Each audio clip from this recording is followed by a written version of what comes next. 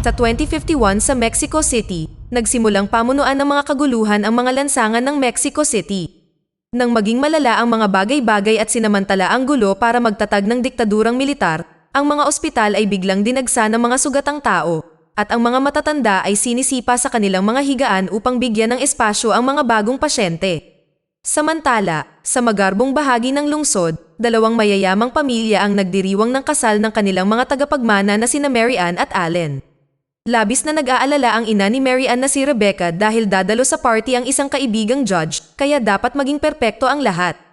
Sa tuwing nakakatanggap ang masayang mag-asawa ng pera bilang regalo, inilalagay ito ni Rebecca sa safe. Patuloy din siyang nahuhumaling sa tubig dahil minsan lumalabas itong berde, bunga ng pinturang ginagamit sa mga kaguluhan. Gayunpaman, sinabi sa kanya ng kanyang asawa na si Ivan na kailangan niyang magpahinga.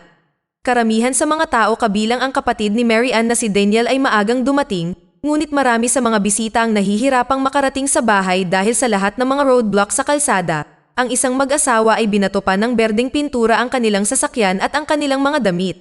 Sa party, nilapitan si Mary Ann ng kasambahay na si Marta para tanungin kung pwede siyang maglaan ng 1 minuto para sa dating empleyado na si Rolando. Ang kanyang asawa na si Elisa, na dati ring nagtatrabaho sa pamilyang ito, ay may malubhang karamdaman at nangangailangan ng operasyon sa lalong madaling panahon. Pinuntahan na ni Rolando ang lahat ng pampublikong ospital, ngunit sinakop na ng mga nagpoprotesta ang mga ito, kaya ngayon ay kailangan niyang dalhin siya sa isang pribadong ospital kung saan kailangan niya ng pera. Nag-aalangan si Rebecca na tumulong, ginamit ang kasalan bilang dahilan para palayasin siya. Ngunit nanumpa si Rolando na wala siya rito kung hindi ito emergency, kaya walang choice si Rebecca kundi subukang tulungan ang lalaking nagtrabaho para sa kanya sa loob ng maraming taon. Nang magpasya ang ilang bisita na umalis ng maaga dahil natatakot silang mas maraming kalsada ang isasara, si Rebecca ay humingi ng pera kina Daniel at Ivan, partikular na binanggit ang mababang paper bills, at pagkatapos magdagdag ng kaunti sa kanya, dinala niya ito kay Rolando. Malayo pa ito sa kalahati ng kailangan niya, ngunit ipinaliwanag niya na ito lang ang mayroon siya sa kamay niya bago bumalik sa party. Si Rolando ay nanatili sa pintuan at iniisip kung ano ang gagawin nang bigla niyang makita si Mary Ann at tinawag ito. Binati siya sa kasal bago ipinaliwanag ang kanyang sitwasyon. Noon pa man ay mahal na mahal ni Mary Ann si Rolando at ang kanyang asawa, kaya hindi siya nagdalawang isip na bumalik sa loob para humingi ng dagdag na pera. Sinabihan siya ni Daniel na tanungin si Ivan, ngunit alam ni Mary Ann kung gaano siya kahigpit pagdating sa pera kaya iniisip niya na ito ay isang masamang ideya, na naging dahilan upang tapusin ni Daniel ang mga bagay sa kanyang sariling mga kamay. Lumabas siya at binigay kay Rolando ang lahat ng pera na natitira sa kanyang bulsa, na hindi pa rin sapat, at sinabihan siyang umalis kundi ay tatawag siya ng security. Tumanggi pa rin si Mary Ann na sumuko at hiniling kay Rolando na maghintay bago pumunta sa safe ng pamilya, para lang matuklasan na hindi niya mabuksan at ma-access ang kanyang sariling pera. Tinanong niya si Ivan tungkol dito at nalaman niyang binago ng kanyang ina ang password, ngunit sa halip na tumulong, sinabihan siya ni Ivan na magsaya sa party at kalimutan ang mga bagay na iyon para sa ibang pagkakataon. Kasunod, tinanong ni Mary Ann si Allen kung alam niya ang bagong password, ngunit hindi rin alam ni Allen, at sa palagay niya ay maaaring niloloko sila ni Rolando. Gusto niyang umiwas sa ganoong pag-uusap, kaya kinuha ni Mary Ann ang kanyang telepono at credit card bago hinanap si Rolando, na sa kasamaang palad ay nakaalis na. Desperado, kinausap ni Mary Ann ang anak ni Marta na si Christian, at hiniling na dalhin siya sa bahay ni Rolando. Pagkaalis nilang dalawa sakay ng isa sa mga sasakyan ng pamilya, sa wakas ay dumating sa party ang kaibigan nilang judge, kaya agad na pinapunta ni Rebecca si Marta para hanapin si Mary Ann. Nakatanggap si Mary Ann ng tawag mula kay Marta sa kanyang telepono at ipinaliwanag na dadalhin niya si Rolando at ang kanyang asawa sa ospital. Hiniling din niya kay Marta na huwag sasabihin sa kanyang pamilya kung saan siya pumunta. Matapos putulin ang tawag, nagsimulang maghanap si Mary Ann ng bagong daan na tatahakin dahil ang karaniwang daan ay hinaharangan ng mga pulis na hindi sila pinayagang makadaan kahit na ito ay emergency. Samantala sa party, isang grupo ng mga nagpoprotesta ang pumasok sa bahay sa tulong ng mga katulong. Sinubukan ni Daniel na ialok sa kanila ang kanyang relo, nangako ng higit pa kung mananatiling mapayapa ang lahat, ngunit walang pakialam ang mga nagpoprotesta at sinimulan nilang barilin ang mga tao, kabilang si Ivan.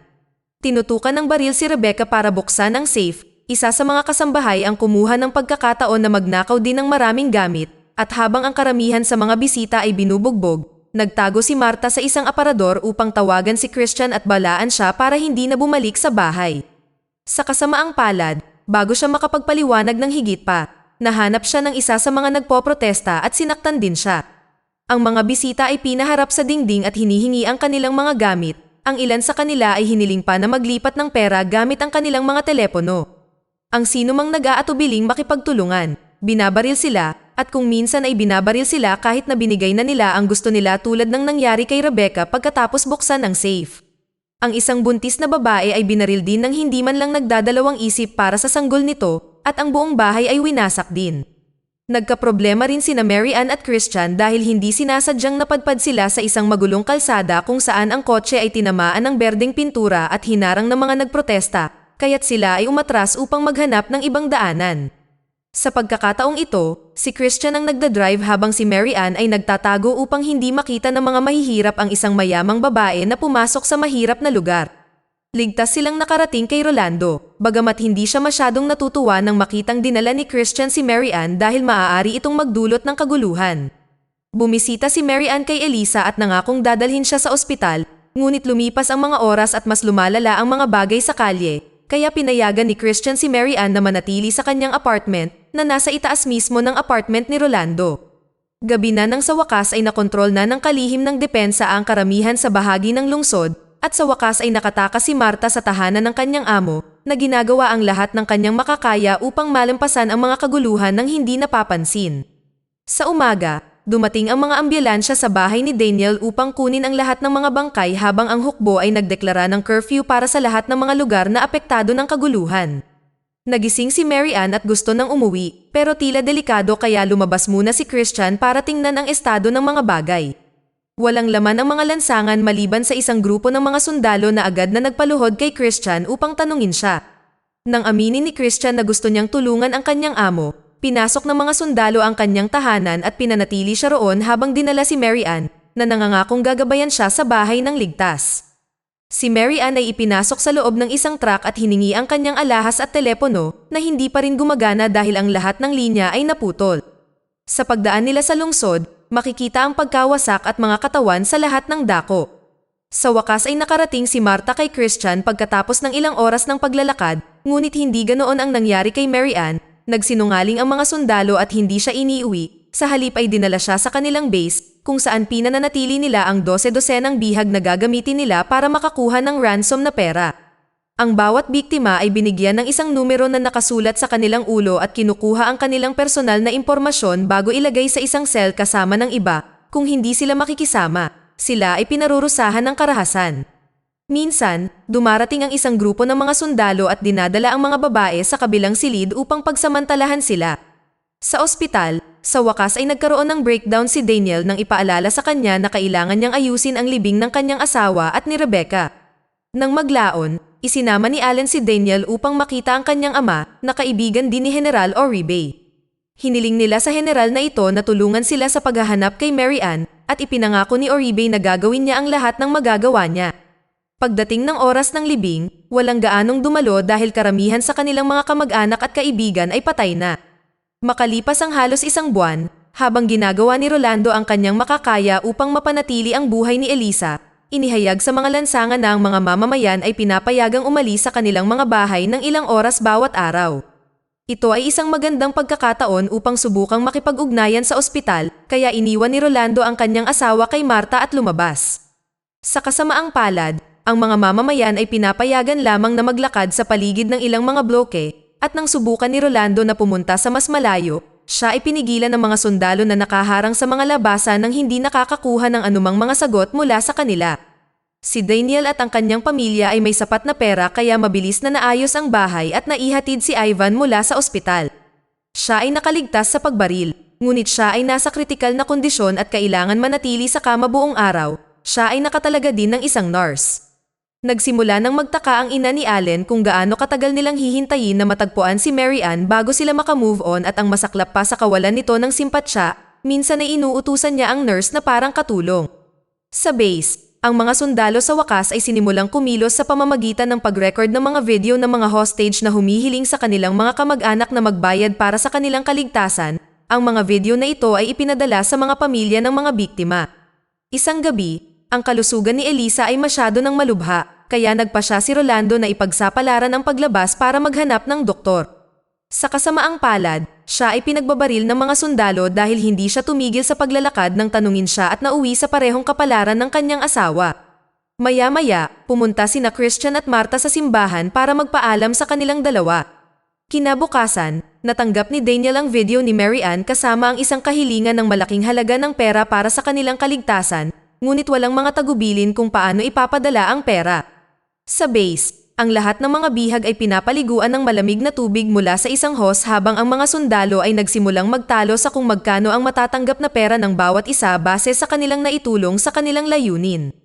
Dalawang partikular na sundalo ang hindi natutuwa sa maliit na halagang itinalaga sa kanila ng kanilang amo, kaya habang walang nakatingin, inilipat nila si Mary Ann sa ibang selda bago binisita sina Christian at Marta na may dalang mensahe.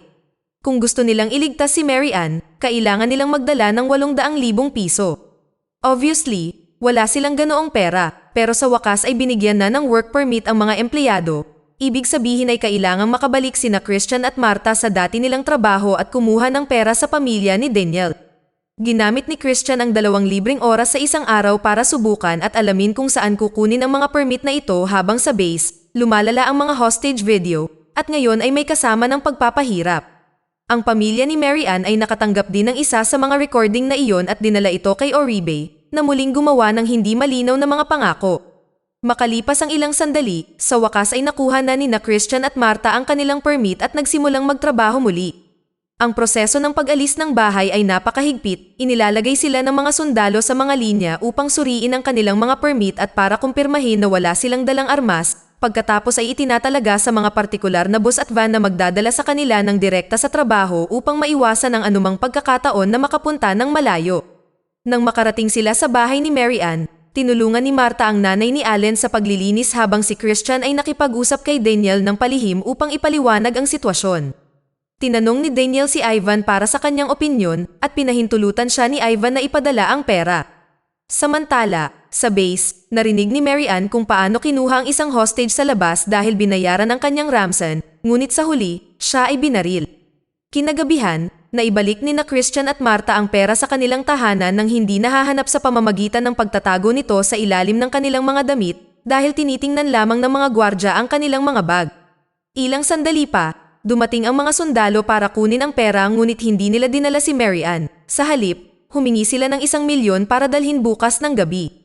Kinabukasan, sinabi ni Christian at Marta kay Daniel ang nangyari, at ngayon ay naisip ni Daniel na bahagi sila ng scam.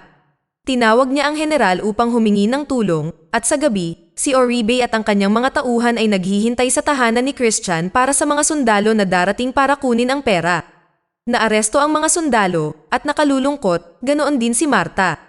Ngayong alam na ni Oribe kung saan nanggaling ang mga sundalong ito, pumunta siya sa base para iligtas si Mary Ann. Sa sandaling umalis siya nang walang ginagawa tungkol sa iba, sinimulan ng iba pang mga sundalo ang pagbaril at pagsindi ng apoy sa lahat ng mga bihag upang iwanan ang gusali bago sila maaresto rin. Sa halip na iuwi, dinala si Mary Ann sa lugar ni Christian at pareho silang binaril sa lugar. Nang tawagan ni Oribe si Daniel para kilalanin ang bangkay, nagpanggap siyang pinatay ni Christian si Mary Ann bago tinapos din ang mga bagay para sa kanyang sarili. Makalipas ang ilang sandali, ang lahat ng mga mamamayan na itinuring na mga taksil, kabilang si Marta, at pinatay sa isang pampublikong seremonya habang komportableng nanonood mula sa kanilang mga upuan sina Oribe at ang ama ni Allen. Dito na nagtatapos ang kwento. Sana ay nagustuhan nyo. Mag-subscribe na kung hindi ka pa nakasubscribe. Pindutin na rin ang notification bell at like button upang matulungan ang channel, and leave a comment down below. And as always, thank you for watching.